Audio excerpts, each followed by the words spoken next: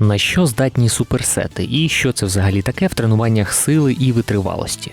Ми розберемо як суперсет, так і трисет, тобто виконання 2 або 3 вправ підряд. Це рахуватиметься як один підхід. І далі вже відпочинок і наступний підхід. Якщо ви вже певний час тренуєтесь, декілька місяців за одним планом, то періодично треба застосовувати інструменти для зміни інтенсивності навантажень, тобто складності виконання. І суперсет – це один з таких інструментів, коли на фоні попередньої втоми від першої вправи ви одразу ж виконуєте другу вправу, без відпочинку або з мінімальним, до 30 секунд. Вітаю на каналі Владарович. Давайте розберемо цю тему, спираючись на мій досвід тренувань з 2011 року. Поїхали! Розберемо приклади з калістеніки і воркауту. Якщо ви працюєте з додатковим обтяженням, то такі суперсети дозволять підвищити вашу силову витривалість. Тобто, наприклад, турнік підтягування у вас вдається краще, а бруси завжди відстають. І ви можете спробувати підтягування і віджимання у суперсеті. Це як один з прикладів вправ. Для того, щоб на фоні попередньої втоми ви змогли дати більший стимул вашим м'язам, то робимо відстаючі бруси віджимання першою вправою, а далі одразу ж виконуємо підхід на підтягування. Після цього відпочиваємо від 2 до 4 хвилин і робимо такий другий підхід. На наступному тренуванні ви можете змінити послідовність і першими робити підтягування, а далі віджимання на брусах. Ще років 12 тому я побачив вперше суміщення, коли виконують підтягування з обтяженням і потім відтискання на брусах з обтяженням на поясі у такого атлета, як Валентин Новіков. Так він тренував силову витривалість і готувався до майбутніх виступів з воркаут-рекордів на чемпіонаті України. Тоді це були підтягування з 32 кг і відтискання на брусах з плюс 48 кг. Також принципи суперсетів дуже часто використовувались у відео американських воркаут-команд, таких як Barbarians. Я був підписаний на майже всіх учасників і відслідковував, як вони тренуються. Поєднувати можна як вправи з протилежними м'язами, так і з схожими в роботі м'язами. Тобто ви можете робити підтягування з обтяженням або підтягування звичайні, а потім одразу переходимо на легший рівень. Це можуть бути австралійські підтягування або підтягування з гумою. Тобто один за одним добиваємо, скільки сил у нас залишається у наступній вправі. Ще є методика, коли поєднується базова вправа і ізольована вправа. Наприклад, першу вправу виконуєте на віджимання на брусах, а другу вправу робите віджимання ганібала для трицепсу. Хоча дійсно в воркауті не так багато самоізольованих вправ, і в більшості тут будуть працювати декілька м'язів одночасно.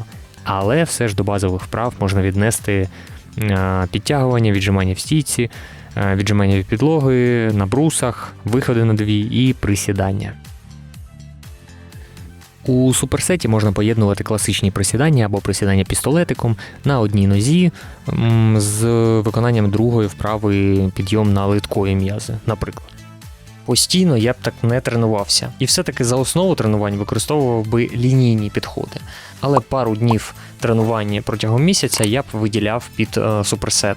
Як результат всього цього, це має покращити вашу витривалість, тобто здатність переносити навантаження більш довгий час в цих обох вправах.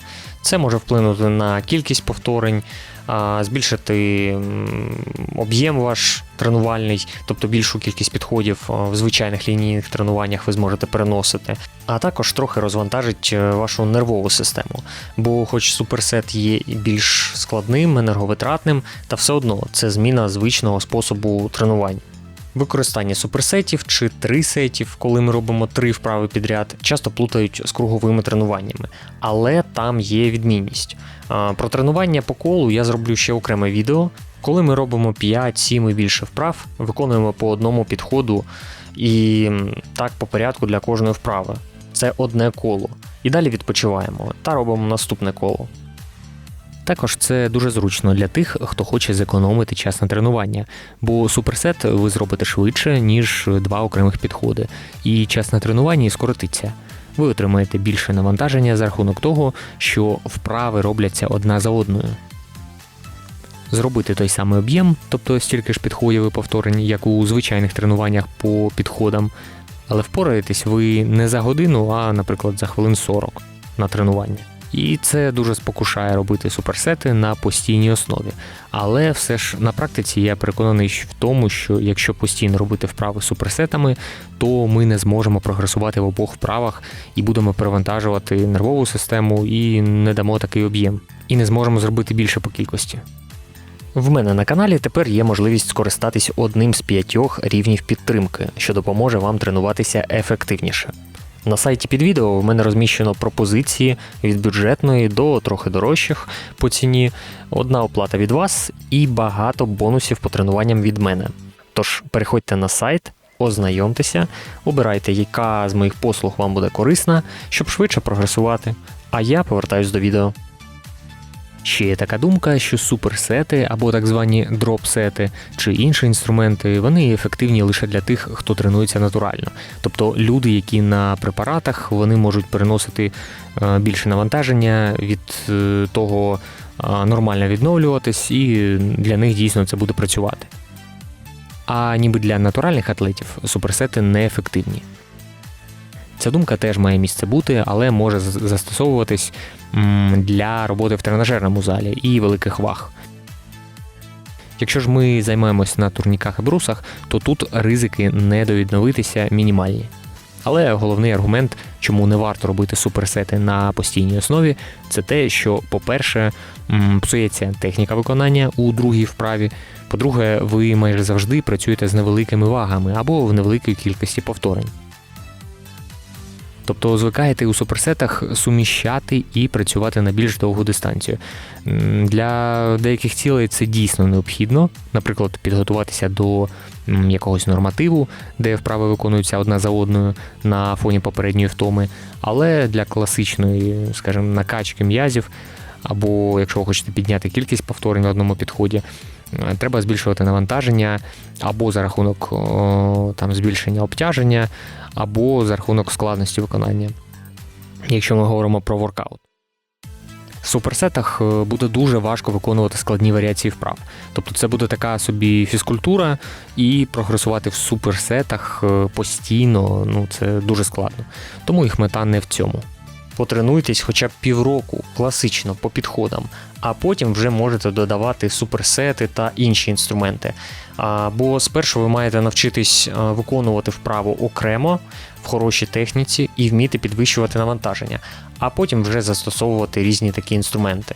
Тож напишіть в коментарях, чи пробували ви колись суперсети і який ваш досвід використання цього інструменту. Або напишіть мені, щоб я склав вам план тренувань з вагою тіла або обтяженнями під вашу підготовку. Вдома, на вулиці, у спортзалі. Харчування для схуднення, набору ваги, чи допоміг з вправами для покращення підтягувань та відтискань, або вивчення елементів. Відгуки на сайті під відео. А якщо вам цікава тема силових тренувань, обов'язково подивіться ось це відео на каналі Владарович. Атлет спить в кожному з вас.